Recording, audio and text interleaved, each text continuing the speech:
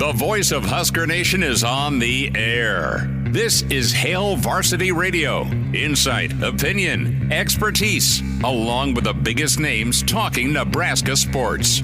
Join in with the show at 402-489-1240 or 1-800-825-5865. Now, here are your hosts, Chris Schmidt and Elijah Herbel. Welcome to it, Roadshow Monday. It's Hail Varsity Radio. We're presented by Currency. For all your equipment financing needs, go Currency. Chris Schmidt, Elijah Herbel. We are up here at Creighton Prep today, just off of 72nd Street. Gorgeous field. Look at that, Elijah, field turf. As we have all sorts of thoughts with the spring game Saturday. Numbers to get in for you with Hail Varsity Radio. 489-1240, 489-1240, or wherever you hear us across the Hail Varsity Radio Network, 1-800-825-5865. Can email the show, Chris at hailvarsity.com, and give us a gander on the stream, Hail Varsity YouTube channel, Hail Varsity Radio Twitter handle at HVarsity Radio, and then KFOR Facebook or Twitter. We are loaded up for Hour 2. That Blackshirt Hour is going to be very real and introspective. Charlie McBride will be with us on Monday with Charlie. And then Blackshirt Husker NFLer Jay Moore going to join us around 5:25. So this first hour is yours, wide open. We'll get to your comments in the stream. Get to your comments via email, via Twitter, and always welcome to dial up at 489-1240. Elijah, takeaways, there's so many. We'll hear from Coach Rhule. We'll hear from MJ Sherman. We'll hear from Jeff Sims. But the winner for me on Saturday, and we're just going to have a giant graphic every time we talk about the spring game from this moment on, just a giant grain of salt. Just put that still pic on the video screen. But, hey, I was looking for playmakers. Who's going to stand out? Who's going to show up? Who's going to impress in a live game-type simulation?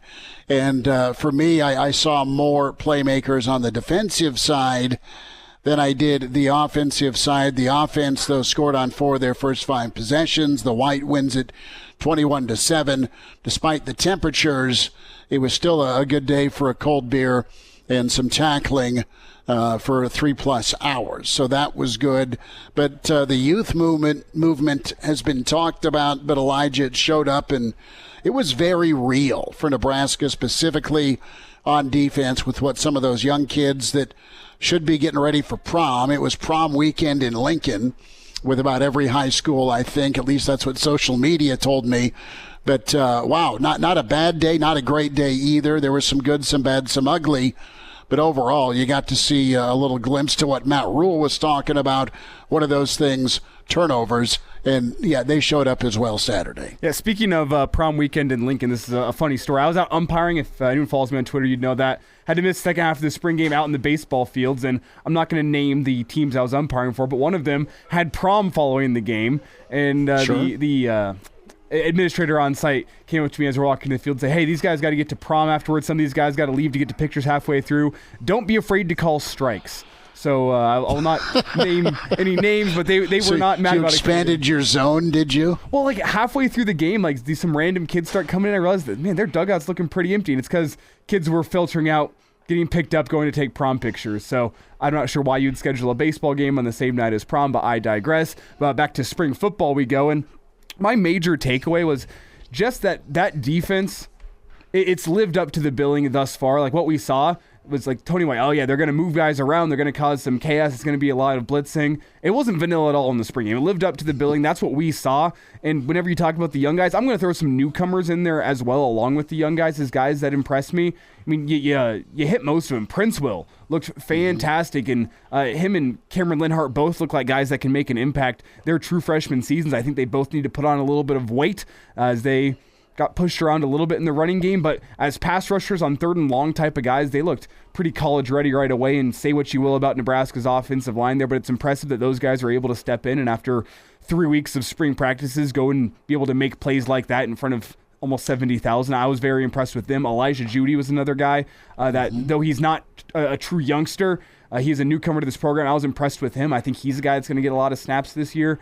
And really that entire defensive line, after me spending a lot of this spring talking about how worried I was about this defensive line, they look different than they did last year. And some of those newcomers look like they're ready to push for some significant roles in the fall. But, I could name off probably 6 guys in that defensive line. Maybe I'll do it. Nash Hutmacher, I was really impressed by. Elijah Judy, I was really impressed by. A.J. Rollins, I was impressed by. Cameron Linhart. And you have Princewell. There was a long Noonan list of guys. Was good. Even Kai Wallen, a guy who's probably not going to get that much time in the fall. He came in and looked impressive against the backup of the white team. So, the red team, I should say. There was a lot to be impressed with the defense. The offense, though, I don't want to, as you said, it's grain of salt. I don't want to overreact to just a spring game, because you can take it 2 ways. You can say, one, that team needs to work on ball security. 8 total fumbles, 6 lost. That is awful. But on the other hand, you could say, well, the defense was doing a good job flying around, making hits, and they're attacking the football, looking to cause some turnovers. That's a positive. And that's one of the problems with the spring game, is you don't really have a great frame of reference what we saw. But what I did see was a team that is bought into the new system. They're trying, they're working. I don't think lack of effort has been a problem this spring. There are some execution issues that need to be hammered out, but that was a little bit to be expected in the spring game. I think 8 turnovers was more than we should have reasonably expected, but some rustiness and some growing pains was to be expected in the spring game. We saw that. You hit on it, growing pains, and that's just after 15 practices, so hopefully the pain will subside as this team continues to work together. But 6 lost fumbles, 2 interceptions, 18 tackles for loss, 2.7 yards per rush attempt, 2 sacks allowed of those 18 tackles for loss. And you had a hatful for that front 6 or 7 between Princewell with 3 tackles for loss, MJ Sherman a tackle and a half for a loss, Judy forced a fumble, had 5 total tackles. A.J. Rollins, a prep standout here for a lot of years, performed well. It's really cool to see some of the guys who switched positions, right? Tagaloa had 2 tackles for a loss. A.J. Rollins also had a sack and a half. Both guys that moved from offense to defense performed well. Got a question here from Brennan, our friend in South Dakota, checking us out on the stream. Big question after Saturday: does Anthony Grant get phased out behind Irvin or Ramir? Don't think so. I thought Anthony Grant looked the best out of all of the backs. He looked quick and jerky and really, just looked explosive. He looked the most explosive to me out of the backs. I don't think A.J. Allen ran terrible. I don't think what happened. I thought Ramir looked really good. he really had some great footwork. I think Gabe looked fine. Gabe Irvin ran hard. Schmidt may not know it here, but I think he has. Oh, we're back. Yeah. You phased out for just a second there. Sorry about that. Better now? Yeah, so we're good. Anthony Grant looked the best where I was going. Paul is with us here on Hail Varsity. And quickly before we get to Paul, go ahead. Thanks for calling. Quickly before we get to Paul here, sorry, Paul, I don't mean to cut your time short here. I just want to quickly say I think the running back room is similar to the quarterback room in that there's a pretty clear 1A and 1B as of right now, where I'm kind of with you. Couple 2 and then Anthony Grant was a guy who looked decisive. Gabe Irvin looked very physical. I think that's your 1A and 1B. Same with the quarterback room. I think Jeff Sims, 1A, Casey Thompson, 1B. Either of those guys could end up winning the starting job. I probably think we'll end up seeing both of them throughout the season, assuming Anthony Grant and Gabe Irvin both stick around. It's kind of my take on the running back room. But let's get to Paul. Paul, go for it. Thanks for hanging on. Hey, guys. First, the bad news. No, there is no good side to the fumbles. It's not that the defense was so great in forcing fumbles. It was that the offense at times was just so inept at ball handling and handing it off. So, no, it's not a good sign. It's exceptionally bad that we had 6 of them on the ground that got recovered by the defense. But the big thing I think you have to take in the big grain of salt, as you say, we had how many offensive linemen that stand a chance of contributing, playing? 6, maybe 7, 8, that had to take a total of, 120-some snaps? So, yeah, those guys had to be just absolutely exhausted. And so, no, I think what little take that you can from the spring game, one, we definitely have another quarterback that can easily start for Nebraska in Sims. We've got at least a tandem, if not a trio, of running backs that should be able to do a very good job. And, yeah, these guys seem to be buying in and learning the system, and looks like they're trying hard, doing good. Yep. Lot to clean up, but Paul, you're right on it. Thanks for tuning in, and thanks for the phone call. 489-1240 to join us here on Hail Varsity, recapping the spring game. Charlie McBride in about 45 minutes or so. No, that's fair. That's fair. You can go the beer's half empty or the beer's half full, or the beer being half full is warm with the turnovers. But let's go to Sims for a minute before we get to some comments from Coach Rhule. Sims is a guy, and I think Coach Rhule described him perfectly. He's a thrower that can run. I really liked his pocket presence as he was about to get smoked by Lenhart around the left side and was able to spin out of it. I think the pickup and addition of Kemp is really nice. We didn't see a ton of Xavier Betts other than him being wobbly, helped off the field. He got decked pretty good. Borkature, nice play up the seam. But as far as offensive standouts, I mean, Kemp's a guy that can give you some shake after a catch. He got open, a nice grab by Washington. But Nebraska, yeah, I mean, it's okay to be curious about where the offense can go, what the offense will be. As we've highlighted a slew of young guys, Elijah. How about Gunnar Gatula? I mean, the kid was playing well for Southeast last fall. He's one of those guys that got in early. And you know the Gatula family, we've covered him for years.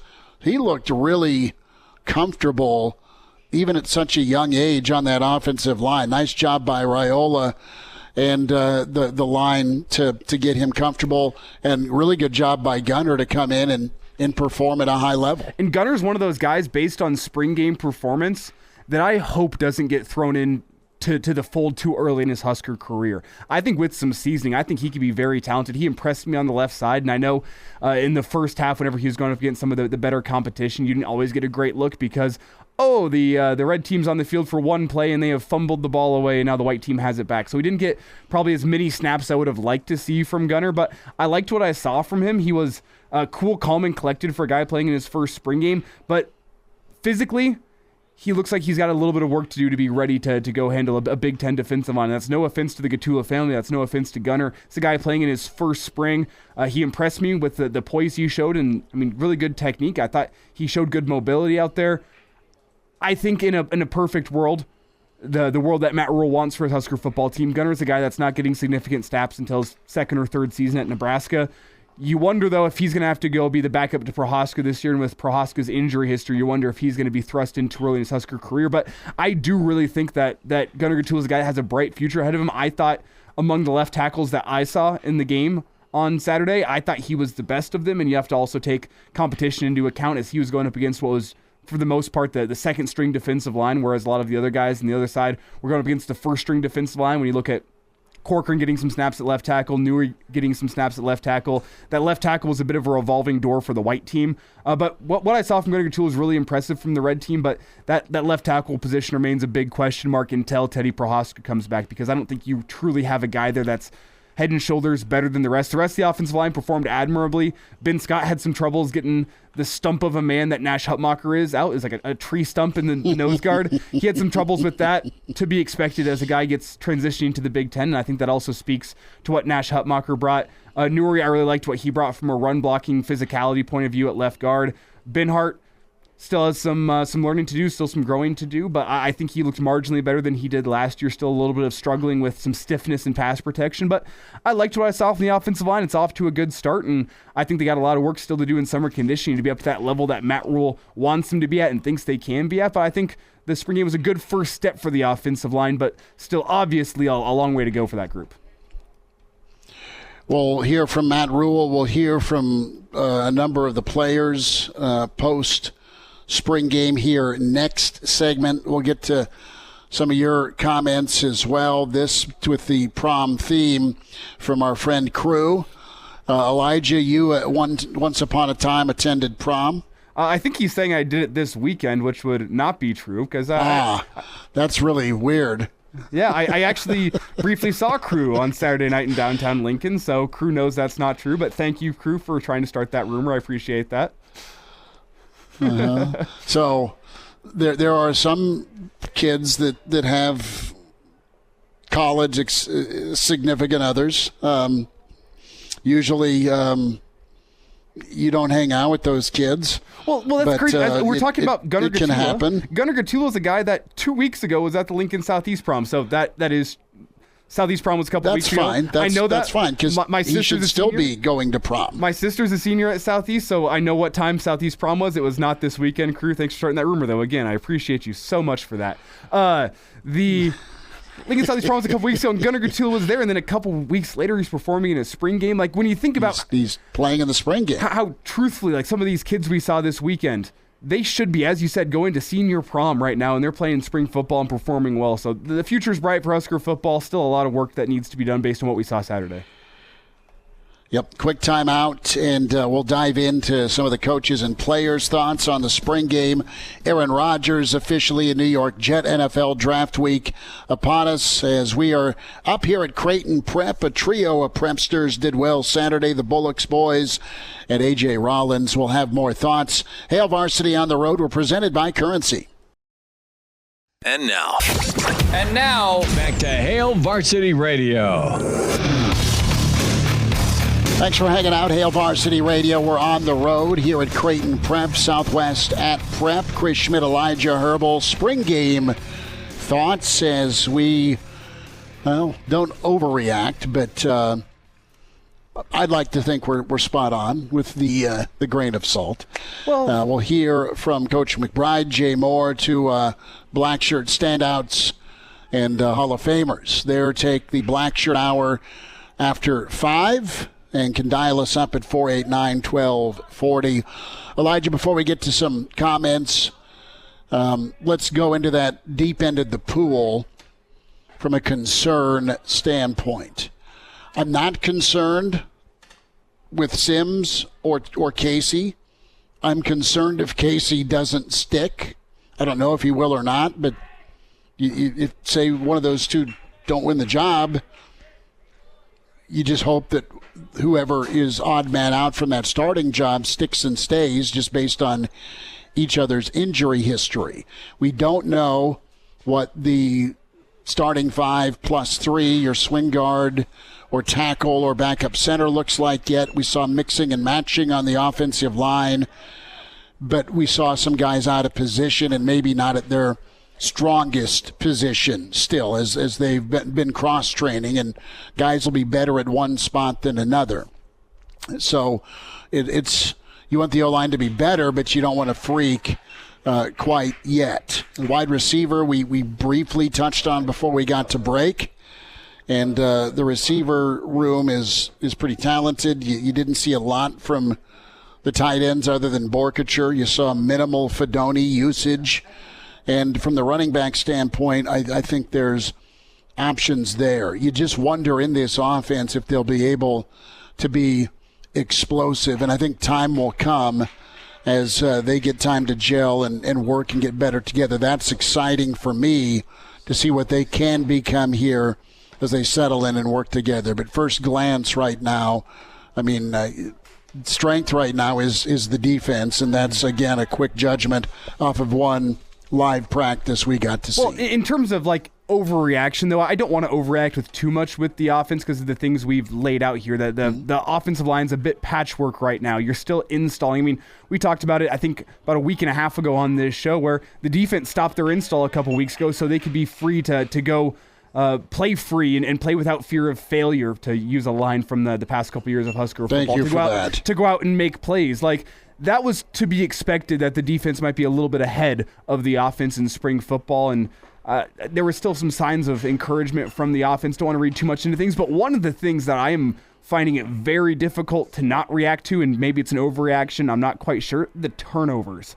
Because you hear all the time in football, ball security is job security. And that offense did not have very much job security, if that's your definition, on Saturday. With fumbles are one of those things that I don't care what point of install you're at in your offense, you should not be putting the ball on the turf, and they put it on the turf 8 times, with 6 of those going to the defense. And could 1 or 2 of those maybe been overturned if Matt Rhule let the replay officials do their job in the spring game? Maybe. But 8 times with the ball on the turf is far too many. I don't care what point of spring you're at. I don't care how far in you are with your install. That should not be happening. A couple times it's, the offensive line not doing their quarterback any favors, and you have somebody rushing through free, the ball's on the turf. But that was one thing that was absolutely perplexing to me and moderately concerning to me. And again, I don't want to overreact, but I don't know how you can overreact to that 8 times the ball being put on the turf. That is an astronomical number even for a spring game, and that's got to be concern number 1 for the coaching staff coming out of the spring game after seeing that. And maybe the weather plays into it. Maybe guys are playing tight because they're playing in front of 65,000 and they're trying to do a little too much. I'm not quite sure, but that is something that needs to be cleaned up and needs to be cleaned up now, because Matt Rhule said it. If you turn the ball over in the Big Ten, I think he said it in his introductory press conference, if you're losing the turnover battle, you're not going to win many games. And based on what I saw Saturday, Nebraska's going to be turning the ball over, and they're not going to be winning that many games. If that trend continues, you have about 5.5 months here to clean it up. Last 6 seasons, Nebraska is minus 28 in the turnover margin. And you know how the last 6 seasons have gone. You can equate wins to turnover margin. You can be incredible and be obscenely plus, like some K-State teams have been, or Iowa typically is. But that's problematic, and it needs to get fixed. At least they had live action where a situation was real with Nebraska hitting one another. Let's hear from Matt Rhule. His thoughts, opening comments from the presser Saturday, his takeaway from what he got to see from his team as they wrapped up spring. I'll start with a couple things. First of all, I want to make sure I express my gratitude to all the people that came out and watched us play today, especially all the little kids that were in that tunnel walk or around. I told our players in there, kids, you never know what they're going through, dealing with, how many times they have a chance to come see us. We don't know their situation, so I was really proud of our guys to see them dap kids up, sign autographs, go around, shake people's hands. So proud of our guys for that, but really grateful to all the people that came and watched us play. It wasn't the warmest day, as I think you guys all know. It might have been warm in the box, but it wasn't warm on the field. And but just I think it speaks volumes about our team. And then the second thing, my only second takeaway was, I think because these guys have done everything I've asked them to do. They've gotten better and better and better. They like to play football, even down to the very end. Trying to go down and score, giving Chubba those reps. No one's looking at me. No one's complaining. They like to compete. I think this summer is so crucial to our team. The ability to focus for 3 hours. We saw some lulls in there with the ball on the ground and all that, and that's really the next step when you have the ability to focus for 3.5 hours straight. But I like the progress we've made so far. That was Matt Rhule there. The backup quarterbacks we've touched on where Sims emerged. You've got Casey recovering and Elijah. Who's your number 3? We thought Harburg had a good spring. Didn't show that outside of his running ability on Saturday. That's just one glimpse. Maybe he had a better overall showing. Purdy as well. Wasn't anything to make you super confident, but nothing that is going to lose you games per se if he can take care of the ball. But there's a clear drop-off after number 1. More from Coach Rhule and his thoughts on Sims, cut 3 here, operating the offense. That was good. Sometimes, when you split guys up, guys sometimes have to play a separate wide receiver position. So it was once or twice it looked like we struggled. Like, guy had to get lined up for motion. But I thought the motions, the checks, I thought all that. I didn't see any bad checks that were out there. So I thought, Jeff's really cool, calm out there. I like his demeanor and feel. He's played a lot of football, so I thought he looked pretty good. A little bit more on the quarterbacks here from Coach Rhule. I can't tell you the final numbers. 9 of 13. I thought it looked like it was on time. I thought it looked like it. He's a passer. He's a passer who runs 4.4. He's not a runner who throws. He's a passer, and I think he did some things with his legs, extending plays. Had dead to rights on the one he spun out. So that's really what we're looking for from him. Weren't able to get the big explosive, play maybe that we wanted, but I'll hit the glance to Marcus, which was really good. So I thought, when I stand out there, I only stand out there just to sort of see what it feels like, because I don't ever get that opportunity. And I thought it felt pretty good when he was out there.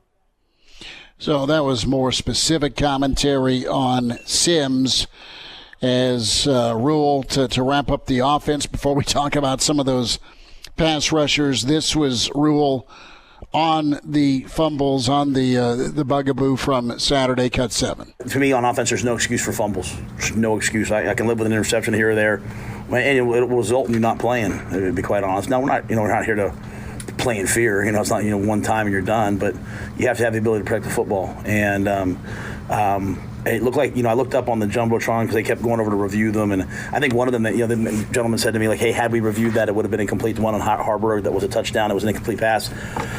But, I knew we were going to play a lot of plays today, and I didn't want to be out there for 4 hours going through instant replays, so I just said, hey, let's play it like it's 1985, and you're making the call. So, we can't have those fumbles, but I love the fact that they got their hands on the ball. That's really, really important to me. I mean, if we could take the ball away, and what I talked about at halftime, and Gabe would tell you, I talked about to the defense, like, hey, the red defense, it's not that you're playing badly. It's just that they keep starting with the ball on the 30-yard line because your offense keeps turning the ball over. So I'm trying to, always talk about situational football and complementary football. People say that, but that's what happened. The fumbled snaps and all that, that's, I'd have to go back and look at it. We're rotating a lot of guys through there, but we don't make excuses. That just can't happen. And, if it weren't for 66,000 people, I would have thrown my headset on a normal Saturday because that was really frustrating to me. But you know what? It's also important that our guys learn to keep their composure and play through it. And, we kind of fixed it. So that is a little bit of Matt Rhule on the offensive side of the football. Hail Varsity Radio here at Creighton Prep Roadshow Monday as the Silverhawks on the road and the Jays getting their bats going, but some plays being made here defensively by the Silverhawks, which is good. Beautiful field here off 72nd at Creighton Prep. So, Elijah, we've spent time on the young guys that impress. Coach Rhule touches on those young pass rushers here. They made a difference. They made an impression to the tune of multiple tackles for loss, cut 5. Yeah, I don't think there's any reason not to. I mean, I think there's a lot of time left. There's a lot that has to happen. For me, everything goes in stages. I talked about in the winter earning the right to go to spring ball. During spring ball, I talk about earning the right to be excited about the spring game. And so we have a lot of work to do this summer. Really the spring, finishing school up. We have several weeks left of school, but I would see no reason why those guys wouldn't be fighting to start, play, any and all of the above. And as I said, especially up front on the defensive line, we're going to play. We're going to play two hockey lines if we could, if not 3. Keep guys fresh. We have a lot of young talent. They do. Those young guys can play some ball. And think about this rotation, Elijah, Princewell, Lenhart, of course, Nash, anchor in the middle. You got Ty Robinson there, Wynn, Gunnarsson, Judy, Rollins, Wallen, Mav Noonan.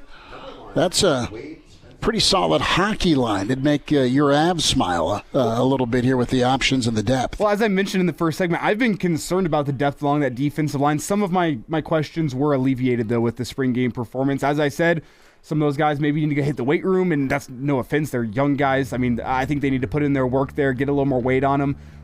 Against the run, they weren't always perfect. I think having a guy like Nash in the middle helped them out a lot. There's some potential there. You got guys that I think in 3-4 years could be draft picks. It's a question of how this staff can go and develop them, and I think we're going to get to see that development from now until Nebraska plays Minnesota on August 31st. Some emails to get to, some tweets to check in on. Hail Varsity Radio. We're on the road on a Monday here at Creighton Prep. And now, back to Hail Varsity Radio. Thanks for hanging out. Hail Varsity Radio Road Show Monday up here at Creighton Prep. Chris Schmidt, Elijah Herbel. Emails to get to, Chris at HailVarsity.com. Some Twitter reaction as well at HVarsity Radios, where you can follow and watch the show along with the Hail Varsity YouTube, podcast, Spotify, Google Play, all ways to get that handled if you want to watch the show, and also check out the podcast. The video stream up shortly. Elijah does an amazing job of that. Last thought from Coach Rhule here when it comes to buy-in, and that's a big takeaway that he has had from this football team this spring. Before we hear from MJ Sherman, but buy-in so key, and it looked like it on Saturday despite the turnover issues. I'm grateful to the players for how hard they've tried to buy into what we're asking them to do. This will be so much easier for them next year. Like they every day is hard for them because it's hard for the new coaches because everything's so new. You know, when I say like, hey, we're gonna do this drill, it's like they don't even know what the drill is. Next year they'll know what to expect. You know, they'll know we're gonna go into lights. And I've said that a couple times, but even we're flipping guys from white to red. At the end I said, hey, you guys want to take a knee? And the offensive guys were like, absolutely not. So it didn't really make sense what we were doing. And but we were just trying to get. I thought Chuba did some really good things out there, and I wanted to give him a chance in the 2 minutes to go down and move us, and he got us right down, to the opportunity to do so. So I just really appreciate that part about them, and they're just going to get better and better and better. Good comments from Coach Rhule. Is you have a guy that you're wondering how he'd fit in, and you're excited because he's coming from a championship program, Elijah. That's MJ Sherman. And Sherman looked the part big time, really made some nice plays. MJ spent some time with the media, talked about just how excited he was and how much fun, cut 15, he had this spring, and just a different kind of vibe and feel in Lincoln versus Athens. Smooth. Not gonna lie to you, it's been the most fun I ever had in spring ball in a long time. So, yeah. What ways? Reps, opportunities, a lot of positive reinforcement. Even when I make a mistake, it's still a lot of positive reinforcement, a lot of faith in my ability that helped me gain faith in my ability and confidence. So I'm able to be who I am and who I want to be on the field. There's comfort, right? That's a big word, is comfort, and a big word is confidence. And what I really liked about that comment was right at the end, as you heard him pretty much saying, my opportunities here this spring, my opportunities with this coaching staff is allowing me to be the player that I want to be on the field. So it's a guy who's saying, I know what I can be, I know what I want to be, and now I'm in a place where I feel like I have a coaching staff and a setup that's going to allow me to flourish. I think that's a really important part of this that needs to be evaluated whenever we talk about development and how guys are getting developed. It's the fact that it doesn't always come down to the coaching staff to make a guy better. There's a give and take between a coaching staff and a player. So it's MJ Sherman saying, I know who I want to be. I know what I want to be. This coaching staff and the experiences I've had this spring are allowing me to get there. That's an important part of the cut that I think is important whenever you talk about what Nebraska needs to be as a player development program. Yeah, the coaches will put you in position. You still got to go do it. You'll hear from Sherman here about execution in a moment. But, Elijah, to follow your point here, more from Sherman on him investing in the team, but also investing in himself, doing his part. Which cut is that? 16. To be frankly honest, the coaches can only do so much when it comes to scheme and everything like that. You can have the best defensive scheme, you can have the best game plan for any offense, but if the players ain't there to execute, it wouldn't mean nothing. So it just really just boils down to execution. So I think that's why I just really pride myself on making sure I'm in the right spot, right alignment, and make sure I do everything right. More from Sherman here when it comes to that combination here, cut 17 of scheme and execution. You get all that, man, they can play some ball and win. Both.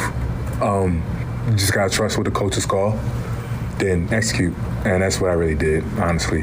I ain't going to sit here and be like, I just manhandled everybody, but I was just saying, I did what I had to do when I was for that play call, and that was that. That was 4th and 2. That was Sherman blowing things up. That was a 5-yard loss, and didn't go well for the offense at times, trying to go at him. This is going to be key because it's talked about by more than just one player. Sims echoed it, and Sherman really kind of launched the talking point. You hear coaches from Coach Barnett to Coach McBride to Coach Rhule talk about player-led teams. Easier said than done. Are players ready to have and handle that responsibility? In some instances, some of the greatest teams, absolutely yes. In some instances, no. The coach has got to be the leader because you just don't have the maturity you need on the field. This is Sherman talking about leadership and what needs to happen next for this football program, and it's a summertime project. I always felt like I had leadership qualities within. I kind of tapped into that when I was in high school. So it's been a yearning desire within me to be a leader. And I'm glad I had the opportunity to be a leader here, and I'm willingly accepting that role. However, as a leader, you don't just walk in and demand to be the leader.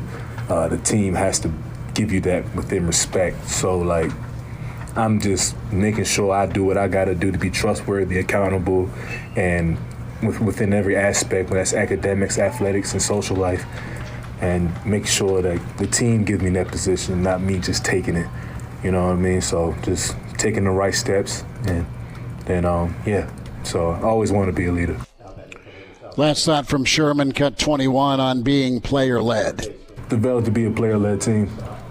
Coach Rhule did his job. Coach Rhule and his coaching staff did his job in the winter/spring to instill the foundation of our culture here. Now it's our job to accept that culture and embrace it and apply it within each other, distribute within each other. So not only we hear things from the coaches, we hear things from ourselves, from the leaders on the team, from the captains on this team. We apply that. We the one that does the discipline. We the one that holds everybody accountable, not just the coaches. Let them coach football. Let us coach us. So some insightful thoughts by MJ Sherman there. And Elijah, you're one of many at Georgia. And to be a guy that exudes leadership, you got to get some action, right? And you got to get some action in some prominent moments beyond practice. Your work ethic and what you do as a player day in, day out shows in the locker room and then on the practice field. But it also, there's an impact when it comes to being in games. And that helps kind of cement your leadership ability.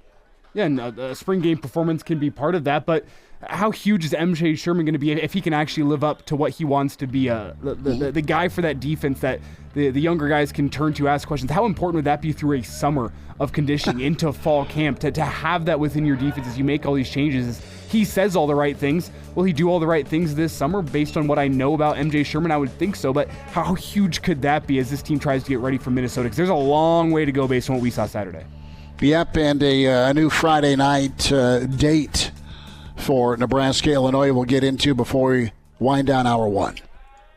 And now, back to Hail Varsity Radio. Back with you at Hail Varsity one final time this hour here at Creighton Prep. After the top of the second, we're tied at 2 between Prep and Southwest. Reminder to get buckled up. Use your seatbelt. It saves lives, prevents injuries only if properly worn. Buckle up. A message from the Nebraska Department of Highway Safety Office. Plenty of spring ball to recap. We've hit on it this hour. Spotify, iTunes, Google Play can catch the different segments of this first hour. Charlie McBride, Mr. Blackshirt, in about 10 minutes or so. Jay Moore with us in hour 2. 489-1240, 489-1240, numbers to get in. Moonboot 7 chimes in on MJ Sherman. Sherman is everyone's new favorite player and should be. Good question by Moonboot here. Was IGC missing? Don't know. Didn't see a ton of him. Saw a smidgen of Billy Kemp in Washington, but it was a cluster trying to figure out who was where, because what was originally listed was then shifted from red to white. The only guys you felt good about knowing who were where was the O-lineman because of the great jerseys and, of course, Sims at quarterback. But speaking of quarterbacks, Aaron Rodgers officially a New York Jet. That trade going down a little bit earlier today. Draft gets going Thursday, and the Jets have their man, and Green Bay is on to the post-Rodgers era. And that thing was messy as all get out, just as far as his drama versus the price of genius you always had to deal with. So we'll see what the Jets can do. Fun division to be in with Josh Allen in Buffalo, Tua and Miami, and then New England trying to recreate some of their magic. You've got a really good draft class that the Jets have figured out and picked last draft. Salah's done well, and despite their quarterback play, they've been pretty competitive through the Saleh era, and you would hope to think this can elevate the Jets to maybe a division title or more with what their expectations are. And listen, Rodgers has got a ton of good football left. He has a defense better than he's had in Green Bay on paper right now going in. And we'll see what weapons he can use and thrive with here in New York. They're going to be a team that wants to run the football, but they're also a team that need to get their passing game or their quarterback part of that passing game going. Garrett Wilson had a great first season, and he's no doubt somebody that's going to be hitting Aaron Rodgers up for some one-on-one coverage. Yeah, but the writing's on the wall for him out in New York, if we're being honest with ourselves. Like, it's Aaron Rodgers' job. They're going all in on the next probably 2 seasons. Yeah, I'm not talking Zach. I'm talking Garrett, the wide receiver from Ohio State. Excuse me. I thought we were talking Zach Wilson. I'm like, yeah, that dude's done. I'm not talking Zach. No. Keep Zach away from your family members. I was like, if he wants to go get some one-on-one work with Aaron Rodgers, respect to him. Like, they're probably both the older women. No, Garrett Wilson, Ohio State, wide receiver. Okay, the better Wilson. Yeah, okay. Yeah, dude, come on. No. Oh well. He's packing his bags right now. Charlie McBride is coming up shortly. Be sure to stick around at Hail Varsity, presented by Currency. The voice of Husker Nation is on the air. This is Hail Varsity Radio. Insight, opinion, expertise, along with the biggest names talking Nebraska sports. Join in with the show at 402-489-1240 or 1-800-825-5865. Now, here are your hosts, Chris Schmidt and Elijah Herbel. Thanks for hanging out. Hour 2 at Hail Varsity Radio. We're presented by Currency for all your equipment financing needs. Go Currency. As on the road here at Prep, gorgeous, right around 70 degrees at Creighton Prep. As a little afternoon baseball again, we welcome in Mr. Blackshirt, Charlie McBride, a Monday with Charlie. Coach, how are we doing? Thanks for a few minutes today. I don't know, but we have 3 on, and in the 7th inning, is that what it is? No, we don't. No, it is 2-2. We are in the bottom of the 3rd, and Creighton Prep is batting right now. And Junior's team has done a really nice job. Prep is really talented as well. You just jinxed us because they've gotten a leadoff triple, Coach. And Prep has a runner at 3rd with no out to start the bottom of the 3rd. We are going to get a live or stuffed chicken here to try and fix things. If you end up at 3rd, though, what does that do? Nothing, right? That's good work. That's right. So your triple means nothing.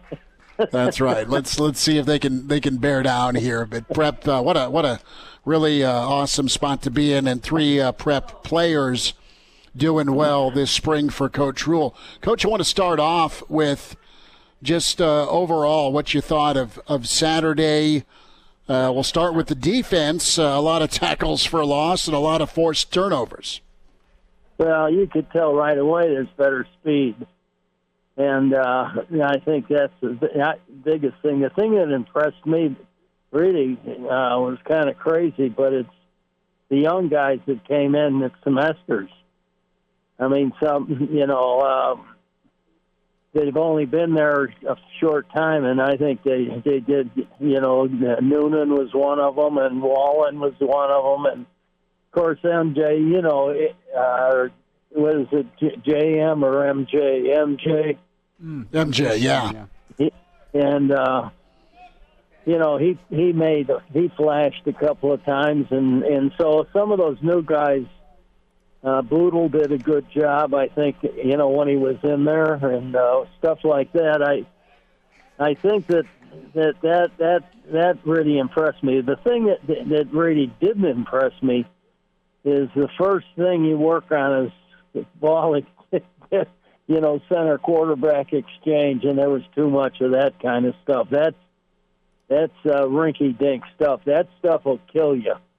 And I know that I see it once in a while in pro ball, and the coaches on the sideline are going nuts.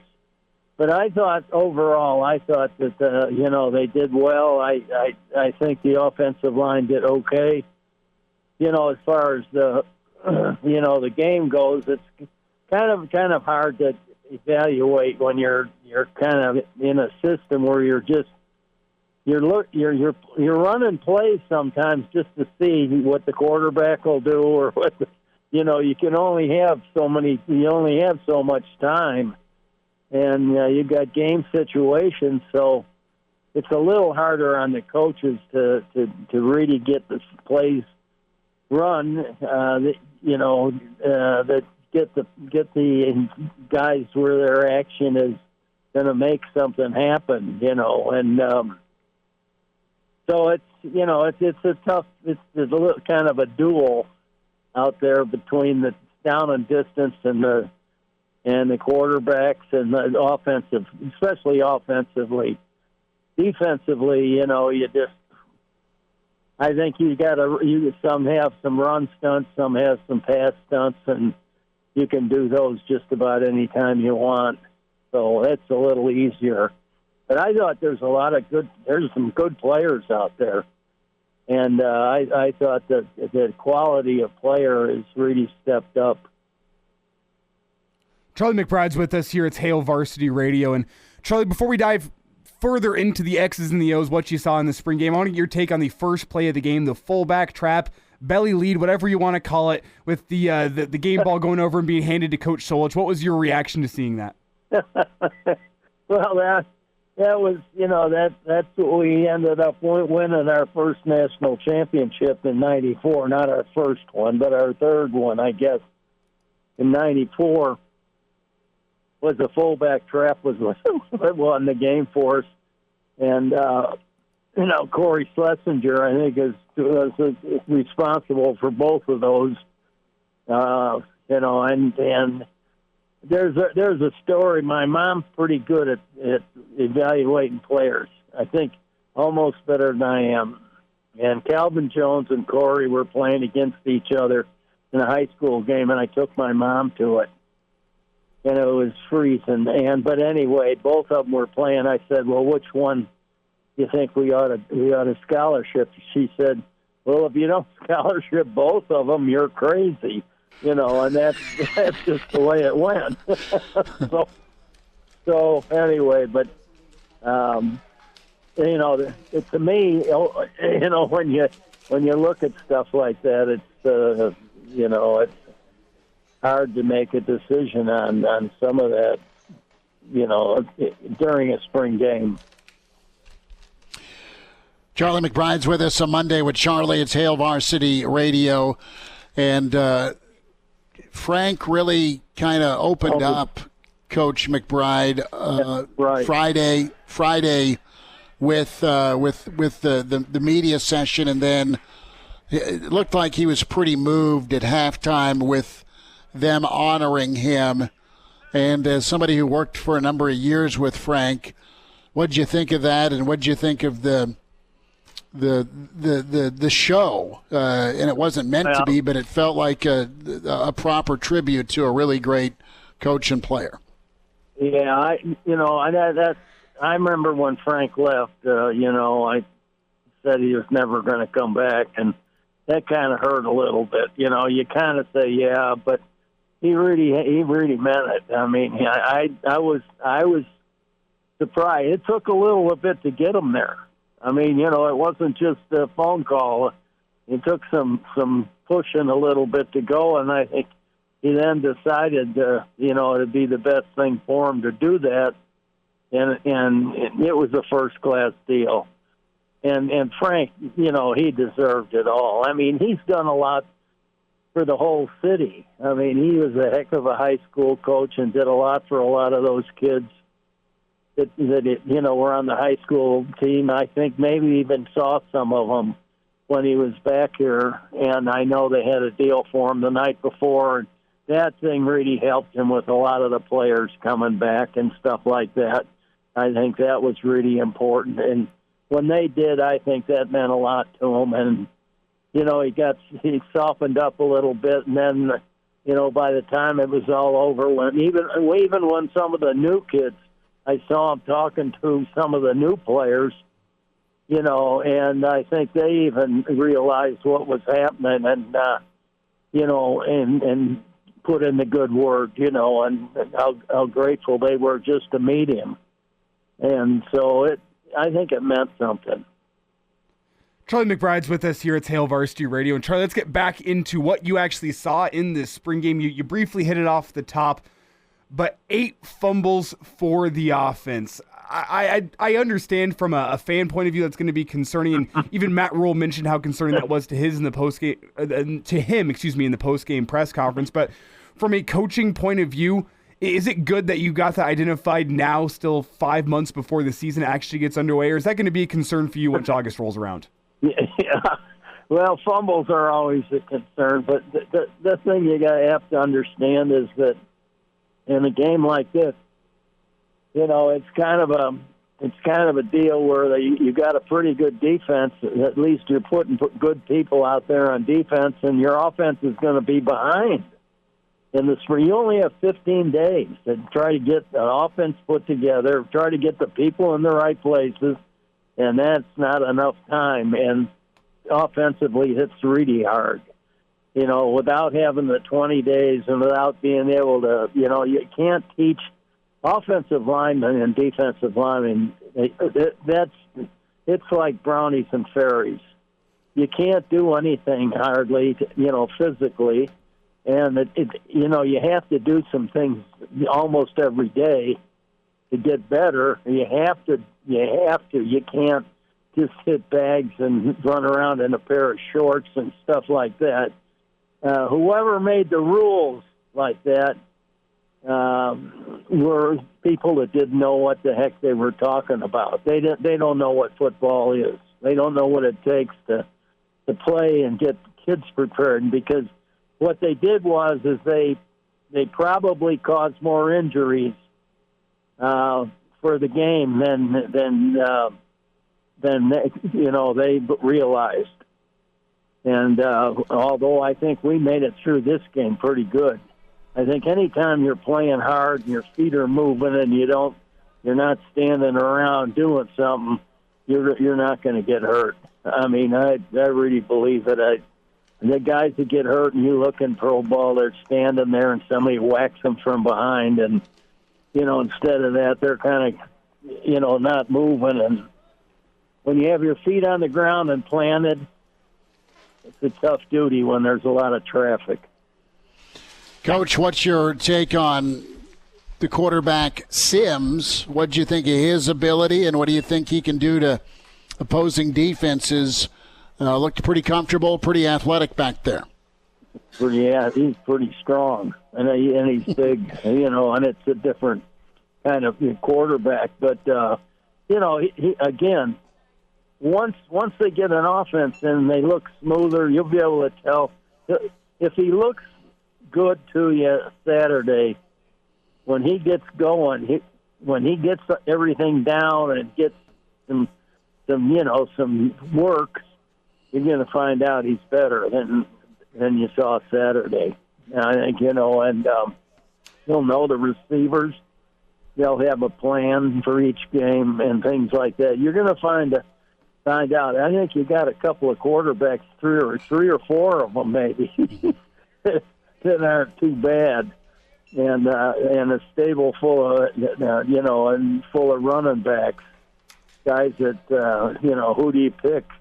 I mean, right now I'm seeing it from afar, but I wouldn't know exactly who's the best one or who isn't, and because they all got something a little different, and I think the fullback's the best player though. Yeah, Bonner looked good. That'll be good if they have something in there. I noticed I watched the Minnesota game too a little bit, and first thing they did was put their 370-pound tackle in there or something like that at fullback, and he just was honking 5 yards of crack the first two plays of the game. So, you can expect that on short yardage and on the goal line. So that'll be really hard to manage. Did you? Were you a fan of that? Were you ever? Would you ever have lobbied to get old Christian Peter a handoff inside the 5 at fullback? No, because he'd throw the ball on the ground and start fighting.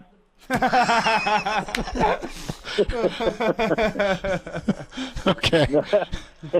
No, I mean somebody like that'd be, Christian would do a good job of that. I mean, no, but that's something that's up to the coaches, and sometimes they're laughing at it when they do it, and then all of a sudden it looks pretty good.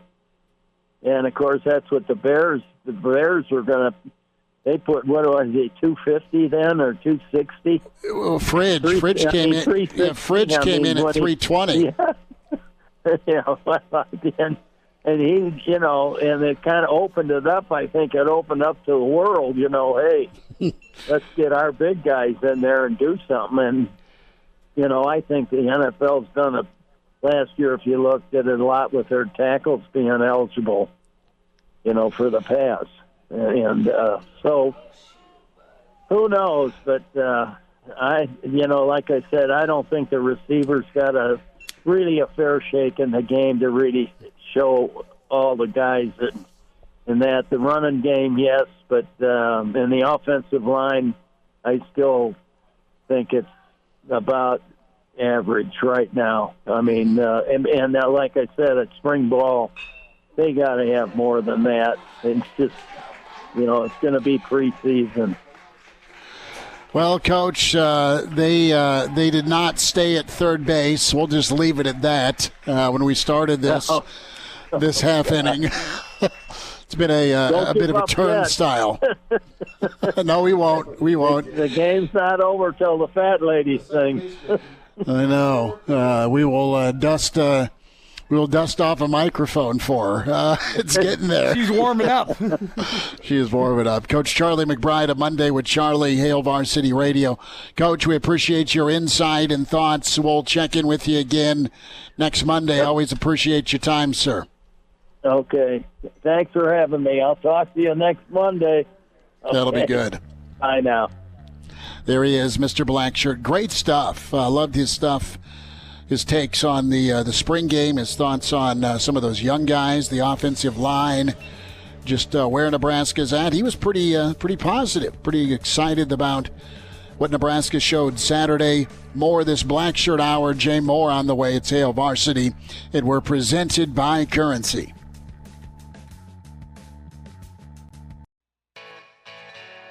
All-State, 2-year starter, and rush in for the Big Red and NFL vet. Is Dudeness or Duder or, El Duderino if you're not into the whole brevity thing. It's Blackshirt Jay Moore with Hail Varsity Radio. Back into it, it's Hail Varsity Radio Roadshow here at Creighton Prep as Junior and Southwest on the road again. We welcome in Blackshirt Husker NFLer Jay Moore to talk some spring football and some NFL draft. Jay Bird, how was the weekend? Thanks for a few minutes. The weekend was good. Got downtown a little bit, went to the first half of the spring game. had Mab with me, so he braved the conditions for a while. But him and I and Mom are both cold, so we decided to catch the second half at a local establishment. We'll just say that. Wonderful choice. You have several choices. Did Mav get to go to O Street? Did he go to the bar? No, O Street. No, we ventured to a place in the Haymarket that has skee ball that he knows and likes a lot. Yeah. So we go to that one quite a bit just because he knows it's there. Although the place is packed. It was busy downtown. It's kind of fun to see. So he was not able to play skee ball, but we got him some snacks and got him some headphones, and he was watching his YouTube videos like every 6-year-old kid does. Well, watch out, Jay. Watch out, Jay. There's a very real pipeline of passionate youth skee ball players to adult bowlers, and if you don't want your kid to be a bowler, you better watch out. Curtail that now. Well, keep that in mind. Thanks. Tell you what, his mom and I have had my wife. That sounds weird to me. His mom. We still like to battle it out at skee ball. We'll do some date nights and go to some arcades and try to battle out as well. So we both loved it. No bowlers here. We're not quite built for bowlers. I'll say that much. Jay, some takeaways from the spring game. We'll start with Coach Solich and his, the build-up to his return. We talked last week about your connection with him, of course, and just Trev and company went all out, deservedly so, for Frank, not only with the fullback trap to start off the ball game, but the game ball or that first play being presented to Frank, and then the halftime recognition, and then the locker room naming, all done first class by Nebraska for a first class guy like Coach Solich. Yeah, I mean, obviously long overdue, but I can't remember if I was listening to a radio show or it was just on, Searles and mentioned. But he's been coaching, right? He's been coaching at Ohio here recently. So when are you going to bring him back to honor him? You can't do it during the season. It's hard to do it during spring as well because obviously he's still coaching. So timing was perfect, obviously. But it's just good to see him back here and to let him know that everything he did was highly appreciated, from being a player to a coach, an assistant coach, into a head coach, and the last head coach that's won a conference championship at Nebraska, and being 1999 where they beat Texas in the Big 12 championship. So it was great. I wish we snuck out of there just a little bit before that. I would have loved to have been in person. I was not able to make it to the Friday festivities before. I had some prior, some former players and stuff we got together, so that kind of overlapped and just wasn't able to get down there. But it was great. It was great to see him back in here, seeing the 45 on the field as well.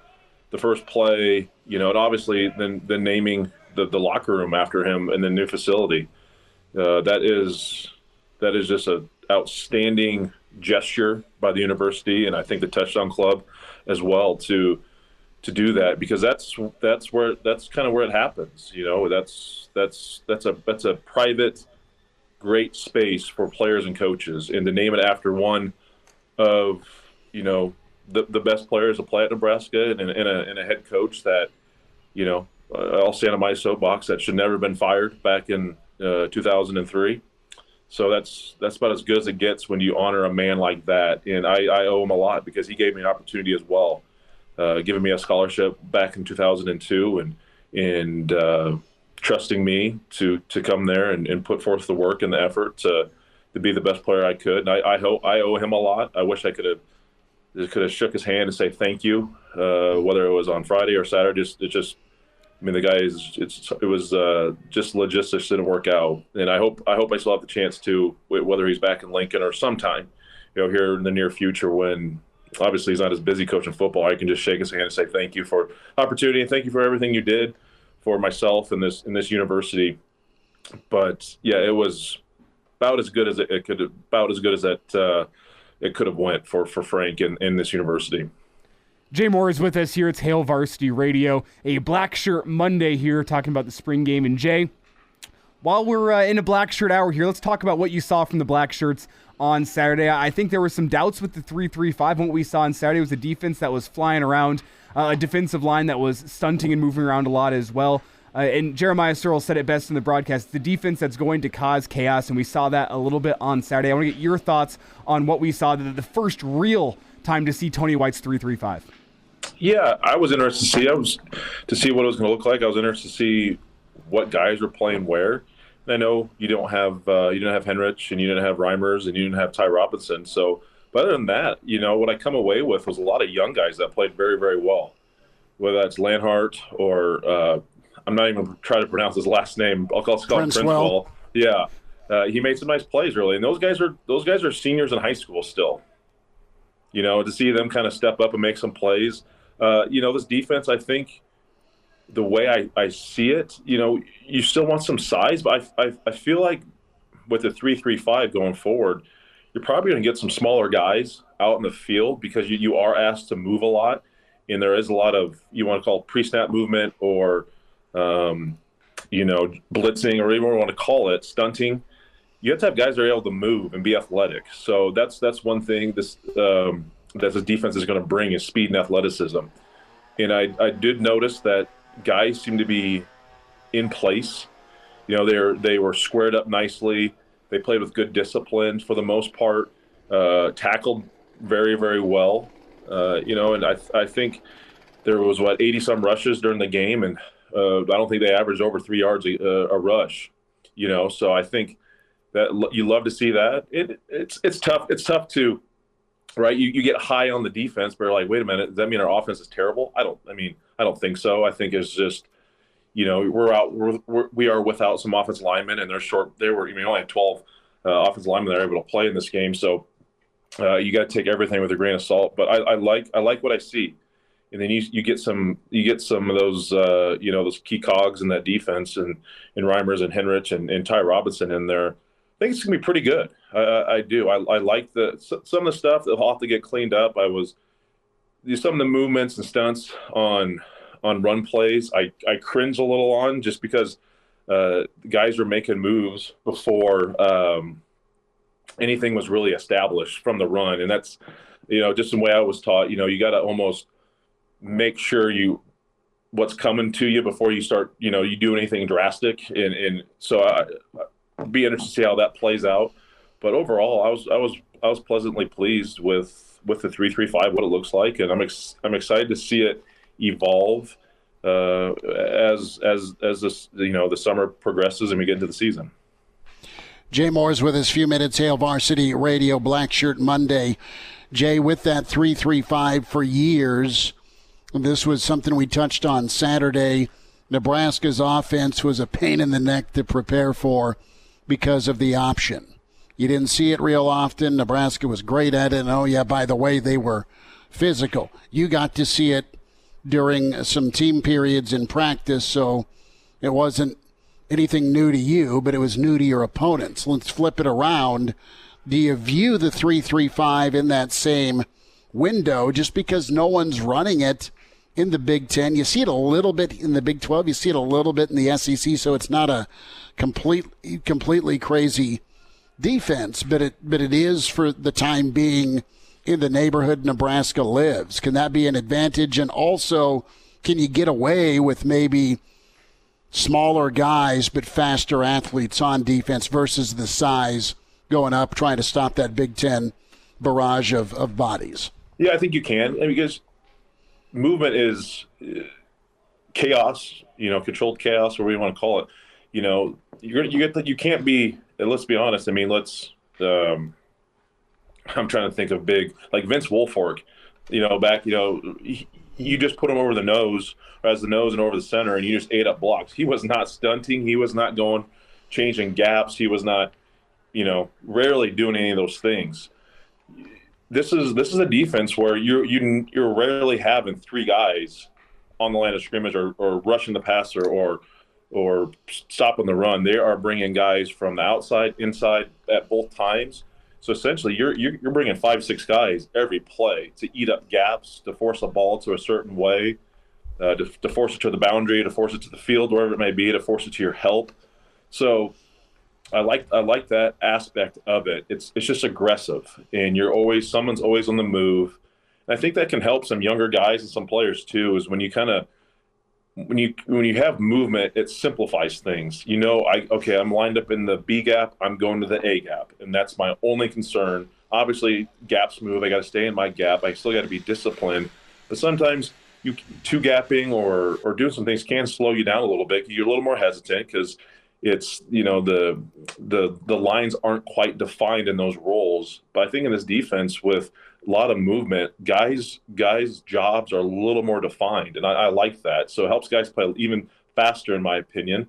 And I'm not too concerned. I think TCU going against Michigan in that semifinal, you saw what it can do, and I think they had 12 total tackles for loss in that game. So, and obviously they got gashed as well at times, but I mean, you're playing Michigan. It's this college football semifinal. Teams are going to make some plays. They showed an ability to stop the run and get in the backfield and get tackles for loss and cause turnovers. So I'm not too worried about what we have going against Iowas and Wisconsins and Illinois and Michigans and Michigan States and Minnesotas. I think just the speed and athleticism.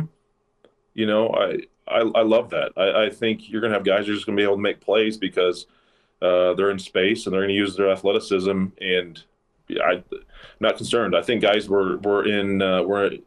they broke down very, very well. They were squared up. They rarely looked like they were scrambling. It looked like they were in control. That's what you like to see. And it looks like they're taking to the coaching well. And you want to be fast and explosive, but in control. I always love the John Wooden saying, "Be quick but not in a hurry," right? So I think that's just one thing you have. That's just football or any game in general, where you need to be athletic. Be quick but not in a hurry. So it's one thing I kind of took away from this the spring game so far. Rolling through hour 2 here of Hail Varsity Radio, as it's Chris Schmidt, Elijah Herbel, Jay Moore joining us here as we talk some spring game thoughts. And Jay, I got one more thought on the defense here before we flip it over and go to the offense, as well as maybe your thoughts on Aaron Rodgers, officially a New York Jet as well. We'll get there. But Jay, with the defense itself, the younger guys really caught my eye. Gage Stinger was a guy, Princewell, as you mentioned, as well as Cameron Linhart and A.J. Rollins. Whenever you look at those guys, what can be done through these months of summer conditioning to get those guys ready? Because I think what we saw from them in the spring game shows, at least me, that they're going to have some sort of role in this defense, maybe not starting, maybe as a rotational piece, but I think there's some guys we're going to see on the field come this fall, and I want to get your take on how much can be done this summer to get those guys ready for the rigors of Big Ten football. Yeah, I think the first thing is I'm guessing those 4 or 5 guys gain some confidence throughout the spring and the spring game, knowing that, hey, I haven't, played yet, but I can play, and build on that confidence and build on what you developed during that spring. So now it's time to, you can still get stronger. You can still get a little bit faster. You got to you're going to get in a little better shape because you're getting ready for hopefully, a 13, 14 game season, in, playing 40, 50, 60 snaps a game. So it's just getting that mindset and just building on what you've already established during the spring. Don't regress, don't create any bad habits, and go back. It's just constantly going forward and just trying to get a little bit better every day. You don't have to think you need to be an all Big Ten player or an All-American, or you got to be starting day one. Just try to get better every single day, and those things will take care of themselves. Don't overthink it. You can just show up on time, do your job, just get a little better every day. All those guys, all those young players will be just fine. And hopefully we don't have to lean on them a lot. But if we do, so be it. And I think they'll be in good hands and ready to play. Jay, Jeff Sims does what for the Nebraska offense? Your takeaway from the glimpse we got of him? I know there was a couple of fumbles, not necessarily all on him, but he looked pretty comfortable as a thrower and dangerous enough as a runner. Yeah, probably just brings a little more threat to the run game. little more athletic, a little faster than Casey Thompson. I was very impressed with that first throw he made to the 49 Borkacher. Borkacher. That was a very. I was sitting in the south end zone, the north end zone, saw that thing, and that was placed perfectly. It was really, really good. So you saw a little bit of that. I think what he's going to do is great. I don't think Casey necessarily had this last year. Is there's going to be quite a competition this summer in fall camp, and that's going to make both of them better. And that's going to make this team better. That's going to make this offense better. Casey's better be ready coming in here. I don't think I can't say it's Casey's job to lose at this point, because I think it's a 1A, 1B type of battle going into fall camp right now. And I love that. Nebraska hasn't had that in a while. It's always been kind of a guy's job to lose for the most part. You go back to probably Taylor Martinez. There hasn't been a ton of QB competition here as of late. And you look back to the years where Nebraska was good. I mean, Tommy Frazier and Brooke Behringer are battling out every year, right? So I love that Mm-hmm. aspect. I'd love to see Casey work in this offense. Obviously with injuries, not able to see it, but I think truly, obviously probably a little more dynamic than Casey. But the best thing he's going to bring is competition and competition in that QB room, which is only going to make each other better and this offense better.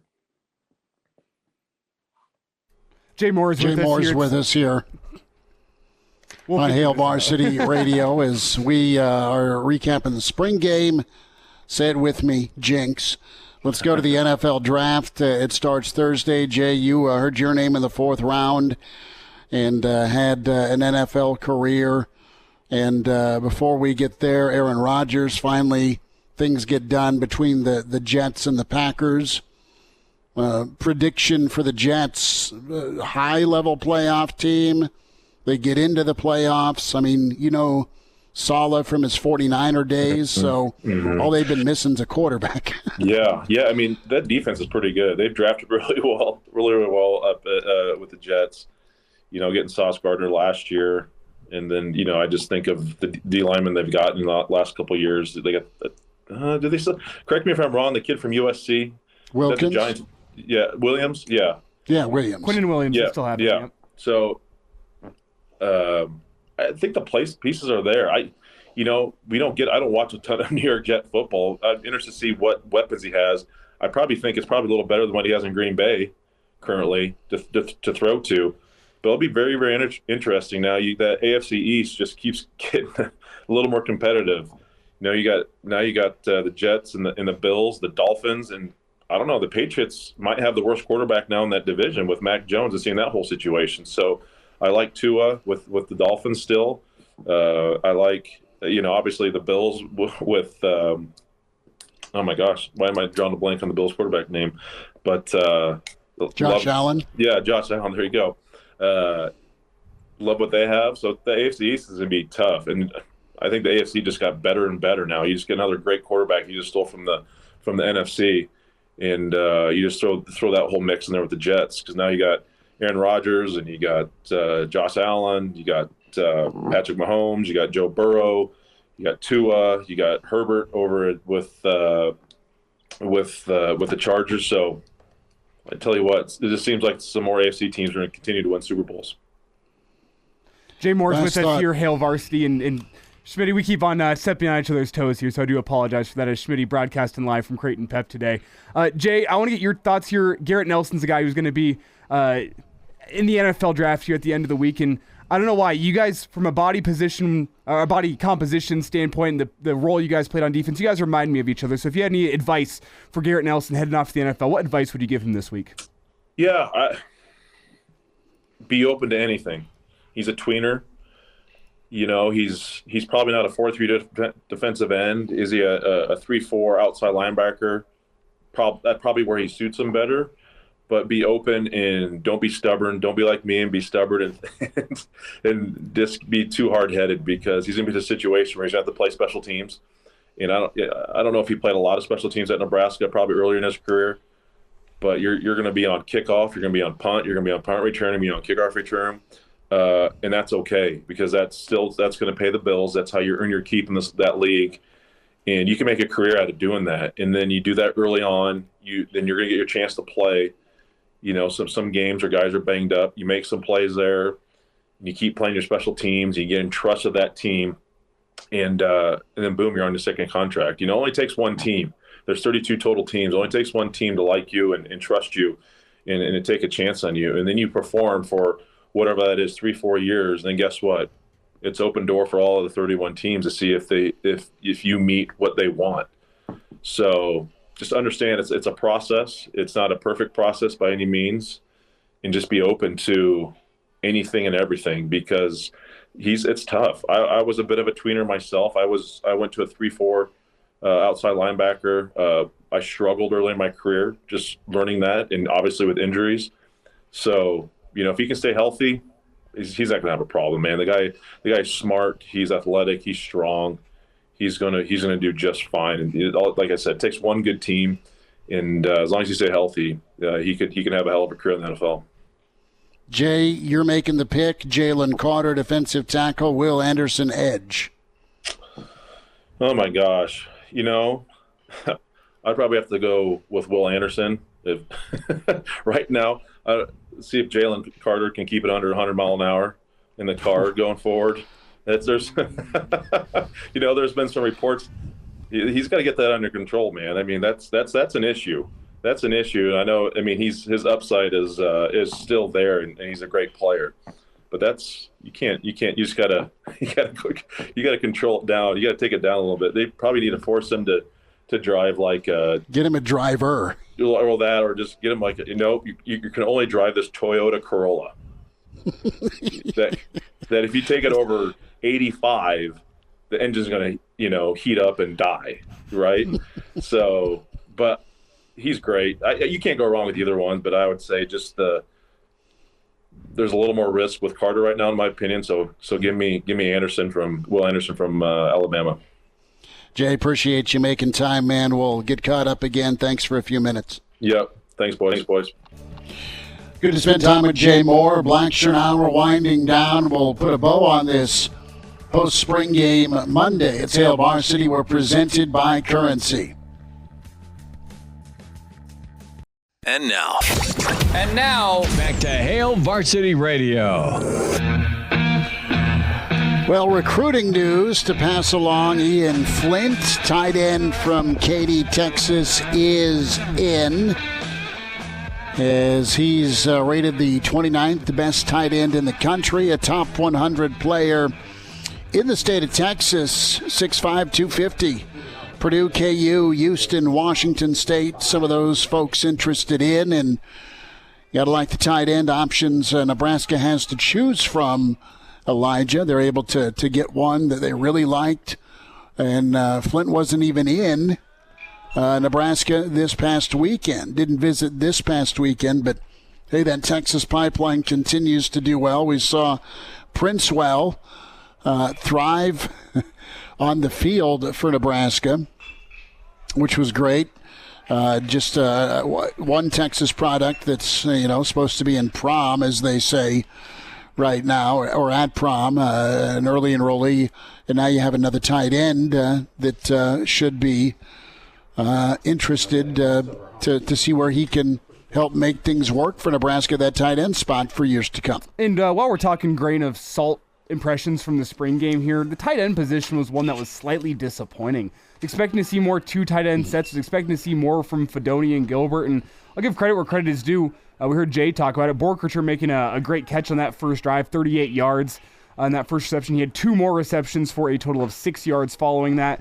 And then Thomas Fedoni, the only other tight end with a reception, one reception for 4 yards. Other than that, it was a big goose egg from the tight ends in terms of receiving. Slightly disappointed there with how much we've heard of him and how much these tight ends have been hyped up. Fedoni and Gilbert, I mean, I said that's got potential to be the best tight end room in the country. Didn't necessarily look like it on Saturday, but again, a lot of installs still yet to be done from this offense, so maybe more to come from the tight end room. But that was one area I thought the blocking was fine from the tight ends, and they were pretty non-existent in the passing game. And the passing game as a whole, pretty hit or miss on Saturday, so that's why I'm saying it's a grain of salt. But that was one place that my mind went that, well, it wasn't the first place my mind went because it seems minor, and you think there's still a lot of work that needs to be done with the offense. was slightly, just a little bit concerned with how little we saw from the tight ends on Saturday. Well, you just didn't see guys make a ton of plays. Aside from Borkacher, you didn't. You saw a couple of drops by Gilbert. You saw Fedoni sparingly, and I get that. But it's a position of need, and then Bonner, of course, is your hybrid that you saw carry the football, but you didn't see him do too much in the slot spot of that tight end motion. I think he had one catch. I can look into the stats here. One catch for 11 yards for Bonner. So I don't want to exclude him there, but we did see him. Whenever you start the game as a fullback, I'm just going to call you a fullback the rest of the game. That's fine. That's fine. Now, I think moving forward, the more you can see from the quarterbacks, the better, aside from Sims. You just want more progress from the Pretties of the world and the Harburgs of the world, each with some tough sacks that they took, interception to end the game for Chubba. And Harburg just had a tough day, 2-9 throwing. So we'll see if that can get cleaned up and continue to progress. Tomorrow, busy show. We'll be back in studio, Hale Varsity at Creighton Prep for a little day baseball. Mitch Sherman will be with us. We'll catch up with Matt Schick, also of ESPN and the Schick and Nick Show. So that is on the schedule. Talk to you tomorrow at 4 with Hale Varsity. Thanks for tuning in. We're presented by Currency.